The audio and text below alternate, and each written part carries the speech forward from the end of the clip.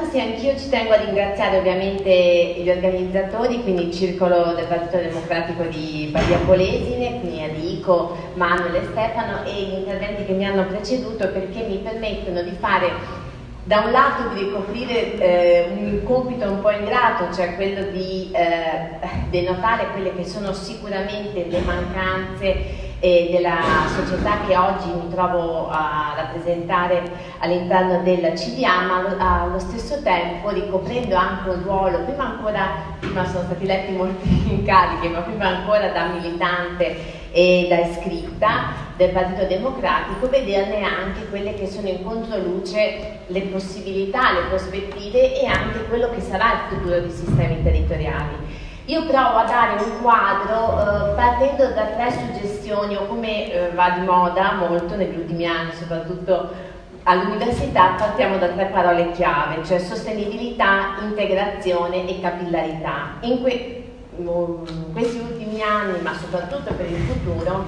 quando parliamo di trasporti dobbiamo fare riferimento, a mio avviso, ma ancora di più la cosa si è confermata da quando sono ricopre il ruolo di membro del CDA dei sistemi territoriali, lo sarà sempre di più, e gli interventi che abbiamo visto, quello dell'ingegnere Saccà molto tecnico, molto preciso, parte proprio dall'aspetto dell'integrazione, cioè come il trasporto marittimo si innesti in maniera determinante su quello che è il trasporto ferroviario, quindi in questo caso principalmente il trasporto merci, ma ancora di più sull'aspetto della conurbazione territoriale. E questo, riportandolo al caso di sistemi territoriali che ovviamente sapete tutti, però lo ripeto, diciamo più che altro per il consigliere regionale che viene da Milano, sistemi territoriali si occupa di 3 linee interne, cioè da Rovigo Chioggia, quindi andando verso l'Adriatico, quindi a sud-est, la Adria Mestre e la Rovigo Verona. Chi è sistemi territoriali? Perché secondo me bisogna partire anche da questo. Il sistema territoriali nasce moltissimi anni fa, nell'83, per occuparsi della rete idrofluviale della nostra regione. Nel tempo, soprattutto dal 2002, al sistema della rete idrofluviale viene anche accostata, diciamo, la gestione delle linee interne ferroviarie. Ma Sistemi Territoriali è una società per azioni partecipata al 99,3% dalla Regione Veneto. Quindi fondamentalmente, e poi i sistemi territoriali detiene lo 0,7%. Quindi fondamentalmente i sistemi territoriali è una diramazione diretta delle scelte decisionali politiche che vengono fatte all'interno della Giunta regionale veneta e anche del Consiglio regionale. Quindi il tema sollevato negli ultimi 2 anni dal Comitato Ci scusiamo per il disagio, che io ho sposato in pieno, ho firmato anche la petizione, è un tema verissimo. Cioè più andiamo avanti negli anni, più le linee interne vengono sistematicamente private di fondi e soprattutto di visione, perché vengono considerate, un termine tremendamente attuale e purtroppo anche molto esiziale, non sostenibili.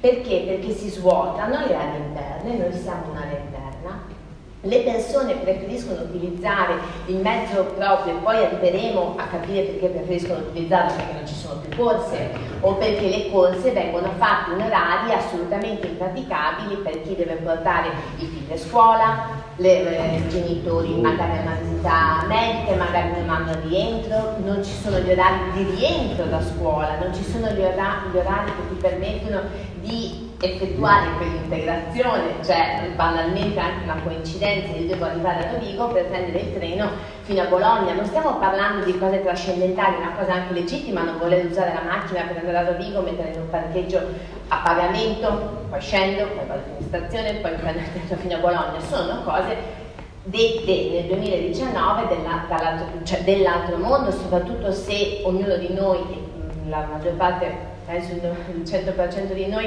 ha fatto un viaggio all'estero, basta andare in Austria, basta aver preso la Merano Males, non credo che si legga così, Males, che addirittura prevede che tu ci entri con la bicicletta.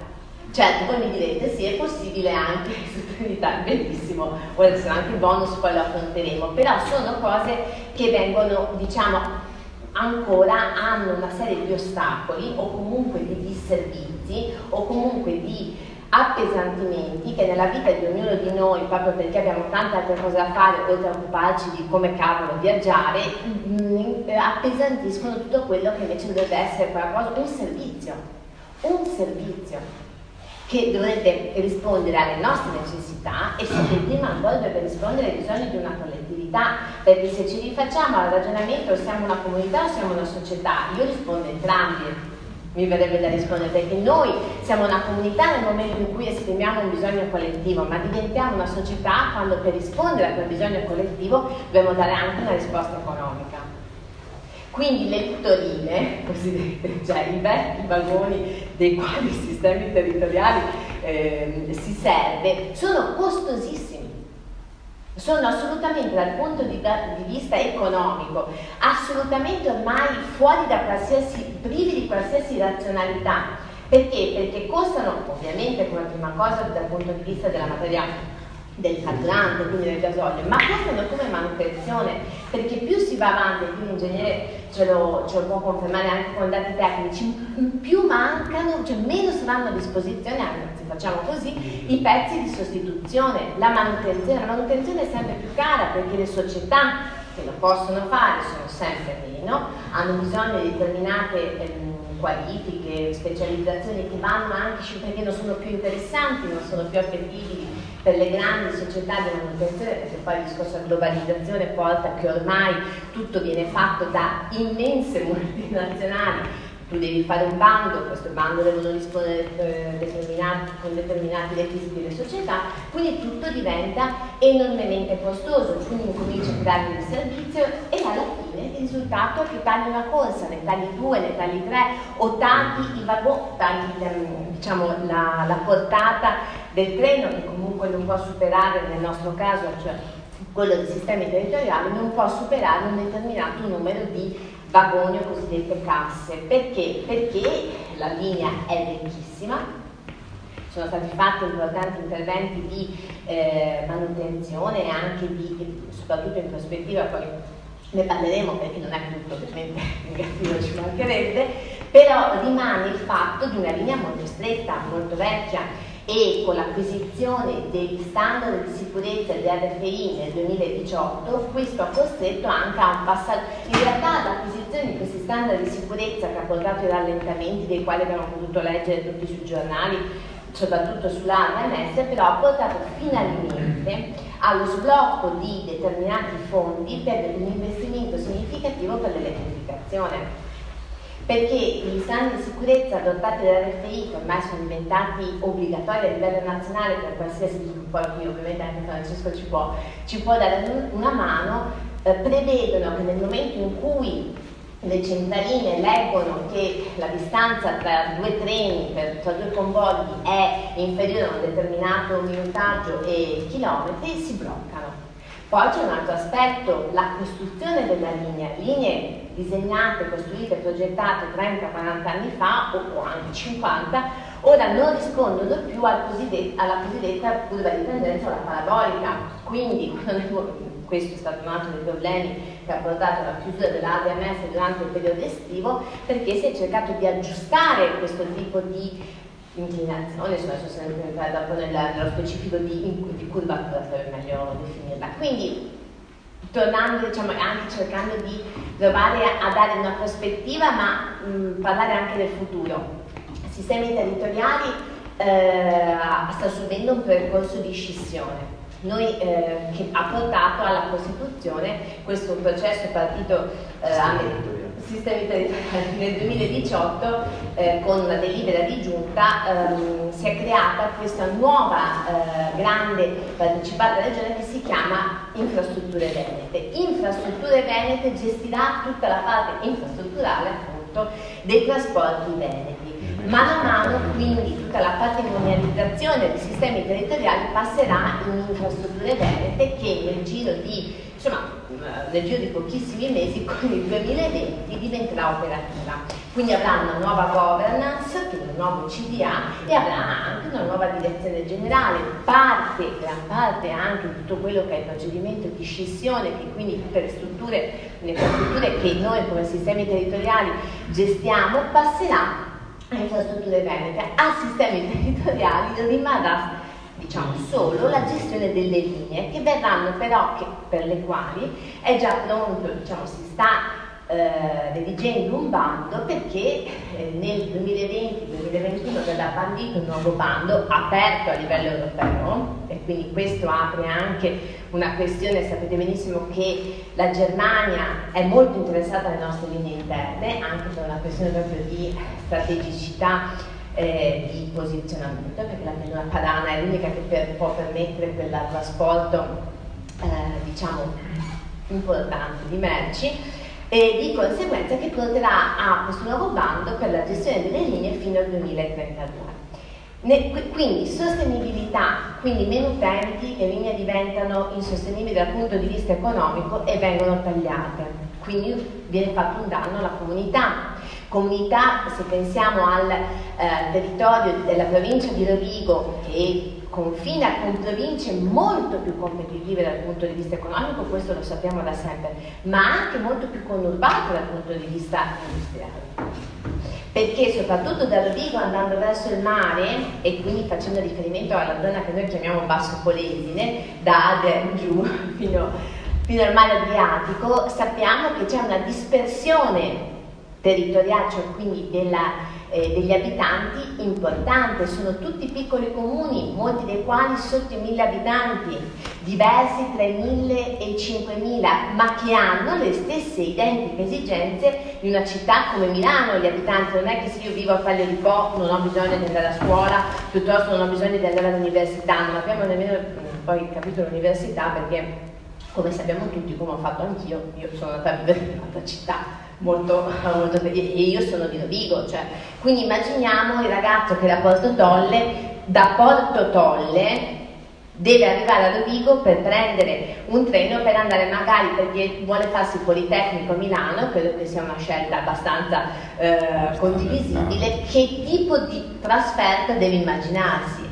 Quindi sostenibilità porta quindi a un disagio per la comunità, perché si ragiona sempre solo in chiave una società deve ragionare prima di tutto sulla base di bilanci. Questo è il primo anno in cui per esempio i sistemi territoriali è ritornato in attivo con il bilancio, abbiamo chiuso il bilancio del 2018 con un utile di 2 milioni e 35, e soprattutto è stato sbloccato l'investimento sull'Adria Mestre, che sarà di 22 milioni di euro per la sua elettrificazione, che diventeranno 40 poi con quello che verrà aggiunto dalla Regione Veneto. Così lo stesso progetto speculare sulla Rovigo-Verona, che tra le altre cose in questo momento è la linea più sostenibile dal punto di vista del rapporto tra corse e utenti. Perché? Perché nel tratto tra Legnano e Verona c'è un afflusso di utenti costante molto alto, però è altrettanto vero che esattamente come l'Adria Mestre ha un problema di svuotamento, cioè